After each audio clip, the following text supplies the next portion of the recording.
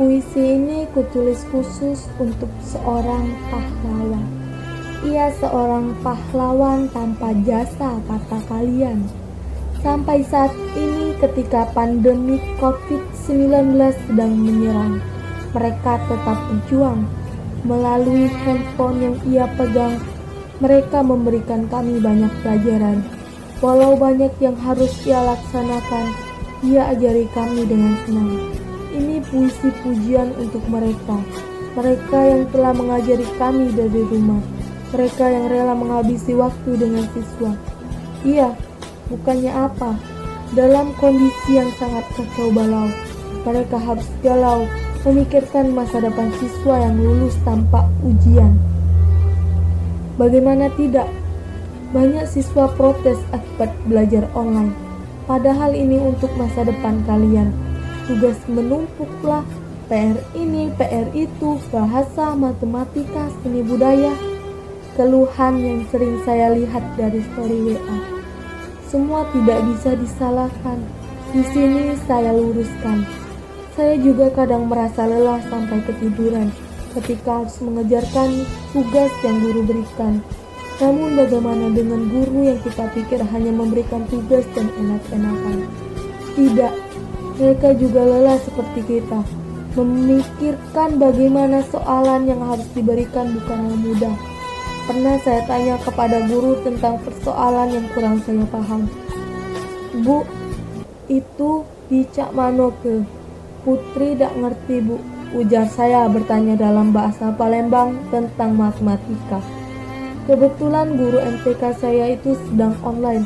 Langsung ia jawab, "Samo cak kemarin lah, jawablah," kata dia. Spontan saya merasa ibu itu tidak peduli terhadap saya. Lalu saya tidak berani membalasnya. Saya cari melalui internet sedikit yang sudah saya mengerti. Kembali saya tanyakan lagi kepada guru tersebut tentang jawaban yang saya kira sendiri. "Bu, cak itu dak nomor satunya bu," kata saya kembali. "Gawe kela dulu kage ibu cek." "Nah, iyo cak itu, tinggal cek pangkatnya," pesan balasan dari guru itu. Lalu saya cari lagi dan selang waktu 1 jam kemudian saya tanya lagi kepada guru itu. "Cek pangkat yang mana bu? Putri belum sama sekali." "Pangkatnya jangan lupa dikurangi," kata guru saya. Saya berulang kali menanyakan dan mengirimkan gambar dari jawaban saya. Sampai akhirnya saya terdiam dan terasa ngeh ketika guru saya mengirim balasan. "HP ibu hampir error put, kepenuhan memori. Mungkin sore atau malam ibu baru bisa ceknya." Saya terdiam begitu saja ketika ketikan dari guru saya yang ia kirimkan pada jam 12:11 itu menyentuh hati saya. Bayangkan ketika seorang guru harus mengoreksi jawaban dari kalian satu persatu, hingga handphonenya saja tak sanggup menanggung gambar-gambar yang kalian kirimkan. Kalian masih menganggap mereka enak-enakan. Oke, jika kalian merasa stres akibat tugas-tugas yang begitu banyak, mereka juga stres mengurus kalian dari rumah lewat handphone. Jelas mereka sangat stres. Kenapa?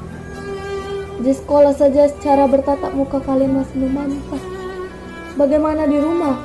Sampai kalian buat story karena guru bilang kalau nak kedo itu di rumah bukan di sekolah. Karena aku di rumah jadi aku lanjut kedo. Kalian anggap remeh soalan ini.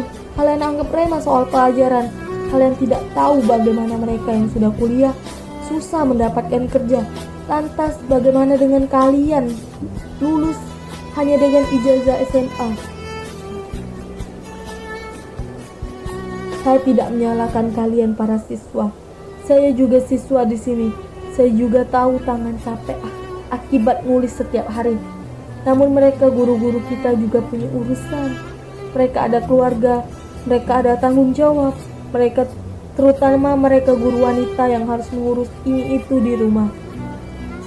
Saya rasa kalau disuruh memilih mengajar atau tidak, mereka akan memilih tidak. Kenapa? Mereka juga banyak urusan, banyak tugas, banyak beban yang harus mereka kerjakan. Bukan hanya kalian yang mengeluh, mereka juga mengeluh namun jarang diumbar. Semua tidak bisa disalahkan. Di sini saya luruskan, siswa juga manusia. Benar, tidak ada yang disalahkan. Siswa juga butuh kebebasan. Siswa juga ingin bersantai. Siswa juga ingin rebahan. Bahkan pemerintah menganjurkan jangan beri PR ke anak sampai menumpuk, sampai kepala terasa ditimpuk. Benar, tidak ada yang disalahkan. Saya sebagai siswa juga merasa keberatan jika setiap jam harus menatap pelajaran. Namun guru tak akan memberikan tugas yang berlebihan. Jika kalian sanggup kerjakan, jika tidak bilang kepada guru tersebut, "Bu, tugas saya sedikit telat. Saya harap ibu bisa memaklumi." Berbicara sedikit sopan tidak membuat diri kalian jatuh. Terkadang banyak guru yang sering marah-marah. Harus kumpul tempat waktu, tidak boleh salah, pasti ada guru seperti itu. Namun apa yang ia inginkan dari kerasnya pelajaran yang ia berikan? Ia hanya ingin kita disiplin dalam waktu. Soal marah ia hanya ingin kita patuh. Soal salah ia hanya membiasakan kita ketika suatu saat kita akan bekerja. Tidak ada yang disalahkan. Saya pertegas dan saya luruskan. Jangan berpikir saya cari perhatian. Namun ini fakta yang saya ungkapkan.